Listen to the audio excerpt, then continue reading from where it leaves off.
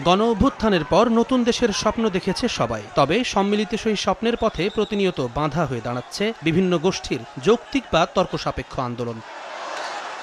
কখনো ছাত্রদের হাতে, কখনো শ্রমজীবী অটোরিকশা চালকদের হাতে জিম্মি হচ্ছে ঢাকার রাজপথ। অনেক ক্ষেত্রেই শান্তিপূর্ণ আন্দোলনকে উস্কে দিয়ে ভিন্ন খাতে নিতে পায়তারা করছে ইন্ধনদাতারা। মূলত তাদের উস্কানিতেই বাড়ছে সহিংসতা, ঘটছে হতাহতের ঘটনাও। তাই তাদের চিহ্নিত করে আইনের আওতায় আনতে সতর্ক অবস্থানে সেনাবাহিনী। ইন্ধনদাতারা যুগে যুগে ছিল, থাকবে, কিন্তু আমাদের যারা আমরা সাধারণ জনতা, তাদের দায়িত্ব হচ্ছে ইন্ধনে প্রভাবিত না হওয়া। তাহলে কিন্তু আমরা এই ইন্ধনদাতাদের প্রভাবটাকে অনেকাংশে কমিয়ে ফেলতে পারব।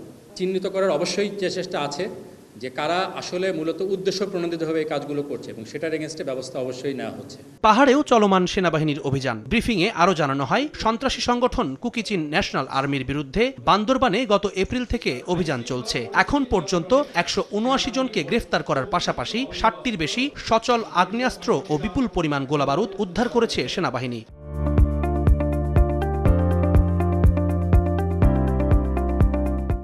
সর্বোচ্চ সতর্কতার সাথে মানবাধিকার রক্ষা করে সুনির্দিষ্ট গোয়েন্দা তথ্যের ভিত্তিতে পরিচালিত এই অভিযানে সশস্ত্র সংগঠনটির পুঁতে রাখা আইডি বিস্ফোরণ এবং অতর্কিত হামলায় এ পর্যন্ত বাংলাদেশ সেনাবাহিনীর ৭ জন বীর সেনানী শহীদ হয়েছেন।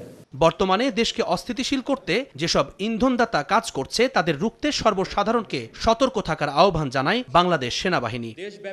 জুম্মান সাদিক, জ্যাভলিন, সময় সংবাদ, ঢাকা।